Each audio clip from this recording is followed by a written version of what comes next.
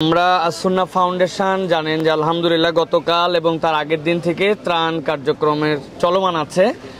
গতকাল এখন পর্যন্ত আমরা যে 630 মেট্রিক টন যে আমরা ত্রাণগুলি প্যাকেজিং করেছিলাম, আলহামদুলিল্লাহ গতকালের ত্রাণ প্যাকেজিং হওয়ার পরে সেইগুলো ফেনীতে 3টি ট্রাক, নোয়াখালীতে 1টি ট্রাক, লক্ষ্মীপুরে 1টি ট্রাক এবং কুমিল্লায় 2টি ট্রাক গিয়েছে। এবং আপনারা ইতিমধ্যেই জেনে থাকবেন যে শাইখ আহমদুল্লাহ স্বয়ং এই মুহূর্তে ফেনীতে, নোয়াখালীতে, এই অঞ্চলগুলিতে সেই ত্রাণ সরাসরি যে তত্ত্বাবধান করছেন এবং সেখান থেকে দুর্গম অঞ্চলে বিতরণ কার্যক্রম চলছে। এবং শাইখ এক জায়গাতে গিয়েছেন যে এই জায়গাটিতে একটি ট্রাক্টর ভাড়া করে প্রায় 1 ঘন্টার মতো দুর্গম পথ পার করার পরে এরপরে 2 ঘন্টা নৌকাতে যে সেই জায়গাগুলিতে পৌঁছানোর চেষ্টা করা হচ্ছে, যেই জায়গাগুলিতে ত্রাণ সত্যি সত্যি পৌঁছায় নাই এবং মানুষ সত্যি সত্যি বিপদগ্রস্ত। সাথে সাথে আপনারা এটিও জানেন যে ইতিমধ্যে আজকের ত্রাণ কার্যক্রম আমাদের এখানে চলমান আছে, ত্রাণের বিশেষ করে প্যাকেজিং।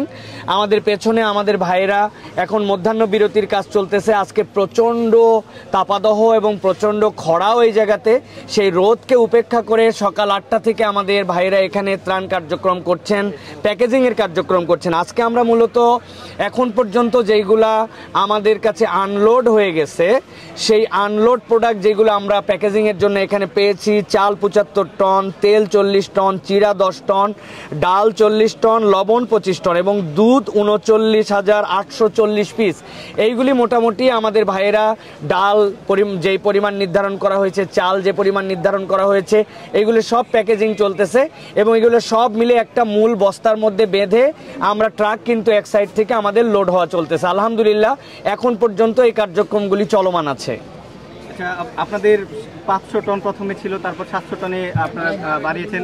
এটা কি আরো বাড়বে কিনা প্রয়োজনের সাথে, বা আপনাদের পরিকল্পনাটা কি আসলে? জি আলহামদুলিল্লাহ, গতকালকে শাইখ আহমদুল্লাহ একটা কথা বলেছেন, আমি সেই কথাটি রিপিট করতে চাই যে যখন এই ঢল এবং এই যে বাঁধ উপচায় আমাদের যে পানি আসলো এবং আমাদের নোয়াখালী, কুমিল্লা, তারপরে আমাদের ফেনী অঞ্চলে যে বিপর্যয়কর অবস্থা হয়, সর্বপ্রথম আসুন্না ফাউন্ডেশন এখানে আলহামদুলিল্লাহ ত্রাণ কার্যক্রম শুরু করেছিল। আসুন্না ফাউন্ডেশন যখন 30 টন ত্রাণের প্যাকেজিংয়ের ঘোষণা দেয়, বিশেষ করে 10 টন চাল, 10 টন চিরা এবং এর মধ্যে 10 টন খেজুর, সেই সময় এই ফান্ডের জন্য 3 টাকা অ্যানাউন্সমেন্টে ছিল না। আল্লাহ রাব্বুল আলামিনের প্রতি খাজানার দিকে তাওয়াক্কুল করে এই কার্যক্রম যখন হাতে নেওয়া হয়েছে, একদিন পরেই 600 টন খাদ্য অর্ডার দেওয়া হয়েছে এবং আজকের 200 টন যদি আমরা যুক্ত করি, এখন পর্যন্ত আনলোড, এখনও ট্রাকে অনেক মাল আছে। আপনারা জানেন ঢাকা দিনের বেলা অনেক বড় ট্রাক ঢুকতে পারে না। এইগুলো সব মিলিয়ে যে 800 সাড়ে 800 টন এখন পর্যন্ত প্যাকেজিং হয়েছে।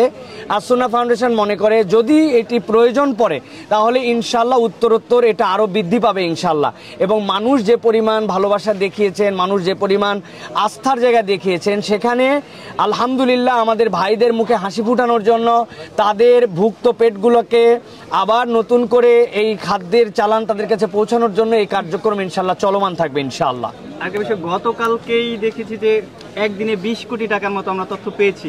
আসলে আসুন্না ফাউন্ডেশনের এই আস্থার জায়গাটা আসলে কিভাবে তৈরি হলো? এই আস্থার জায়গাটা আসলে কোথায়? আসলে আমরা কি পরিমাণ টাকা এসেছে এটা অফিসিয়ালি সকলকে স্বচ্ছতার সাথে জানিয়ে দেওয়া হবে। আমরা যা শুনছি এখান থেকে সেখান থেকে আমরা শুনেছি, আমরা এক্সাক্ট সংখ্যা বলতে পারবো না। তবে একটা জিনিস আপনাদেরকে ধারণা দিতে পারি, আসুন্না ফাউন্ডেশনের গতকালকে সন্ধ্যার পর থেকে এবং দুপুর থেকে সন্ধ্যা পর্যন্ত তথা বাদজোহর থেকে সন্ধ্যা পর্যন্ত 3 লক্ষাধিক ট্রানজ্যাকশনের জন্য হিট করছে। সেখানে কেউ 5 টাকা, 10 টাকা, 50 টাকা, 100 টাকা, 1 লাখ টাকা বিভিন্ন অ্যামাউন্টে সেখানে অংশগ্রহণ করেছেন।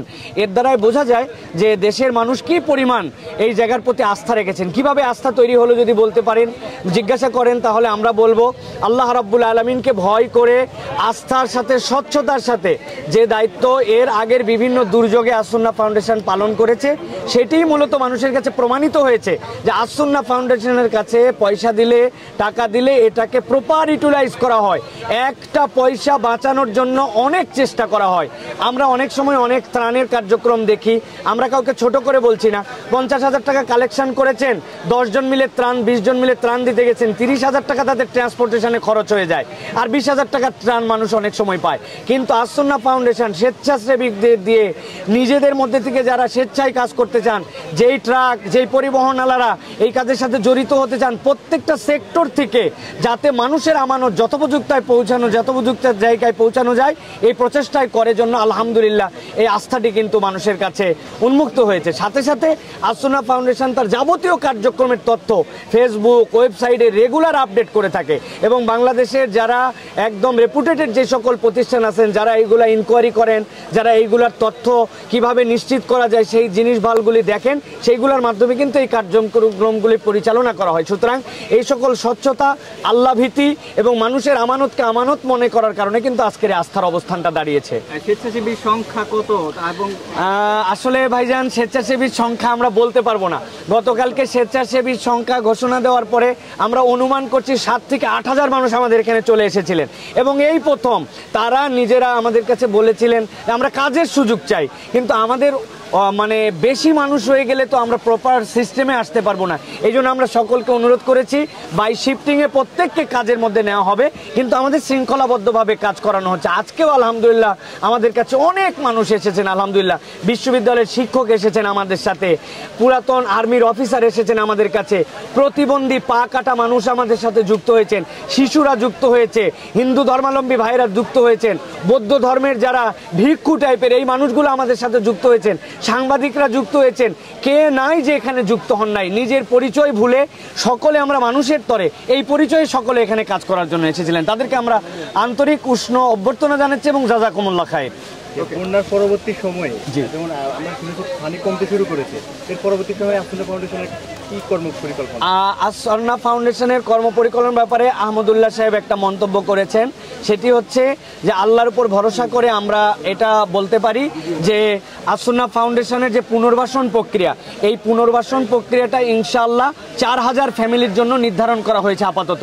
এরপরে ফান্ড আসার কারণে এবং পরিপ্রেক্ষিতের কারণে এটা উত্তরোত্তর বাড়বে ইনশাআল্লাহ। এবং একটা কথা আমরা বলেছি অনেক জায়গাতেই যে আলহামদুলিল্লাহ আমরা আপনাদের কাছে এটা দান সহযোগিতা নিয়ে যাচ্ছি না, বরং এখানকার অধিকাংশ মানুষ আলহামদুলিল্লাহ তারা সামর্থ্যবান, অনেকের কাছে টাকাও আছে কিন্তু আজকে তারা পরিস্থিতির শিকার। সুতরাং আমরা তাদের কাছে আমাদের ভালোবাসা নিয়ে যাচ্ছি এবং আমাদের ভাইরা এখন যেরকম বিভিন্ন আশ্রয় কেন্দ্রে আছেন, আমাদের টার্গেট তাদের ঘর পুনর্বাসন করে তাদের ঘরে তাদেরকে তুলে দিয়ে তাদের হাসি মুখ দেখে এরপরে আমরা তাদের কাছ থেকে বিদায় নিব ইনশাআল্লাহ।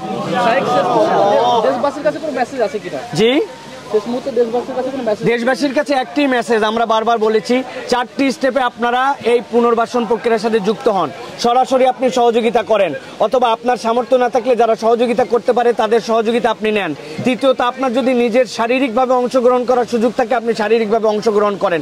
এই 3টা প্রক্রিয়ার মধ্যে যদি আপনি না থাকেন, আপনি আল্লাহর কাছে দোয়া করেন। সকলেই দোয়া করব, কিন্তু আমরা আল্লাহর কাছে দোয়া করি যারা এই কাজ করছে, যারা আক্রান্ত হয়েছে, যারা সহযোগিতা করেছে, আল্লাহ যেন সকলকে এর থেকে উত্তরণ করার তৌফিক দান করেন এবং আমাদের দেশকে কাঁধে কাঁধ মিলিয়ে এরকম ঝাঁপায়ে পড়ে একটা সুন্দর বাংলাদেশ গড়তে যেন আমরা সকলে একসাথে ঝাঁপিয়ে পড়ি, সেইটার জন্য আমরা এখান থেকে প্রস্তুতি এবং শিক্ষা নিতে পারি। আল্লাহ আমাদেরকে তৌফিক দান করেন। আপনাদের টাকা কালেকশন চলছে কিনা, বা আজকে যদি হয় সেক্ষেত্রে আপনাদের প্রত্যাশা কিরকম করতে পারে? আমাদের এখানে কোনো প্রত্যাশা নির্ধারণ করা হয় নাই। আল্লাহ রাব্বুল আলামিন তার বান্দাদের মাধ্যমে যতটুকু ভালোবাসা দিবেন সেটা আমাদের কাছে আমানত। সুতরাং আমানত যেটা আসবে আমরা আমানতদারিতার সাথে সেটা পৌঁছায় দেওয়ার জন্য চেষ্টা করব। এটার জন্য আমাদের কোনো টার্গেট বা গোল নির্ধারণ করা হয় নাই। আস্তে আস্তে আমরা আল্লাহর জন্য সেটা মানুষের জন্য আমরা খরচ করার জন্য চেষ্টা করতেছি। ধন্যবাদ।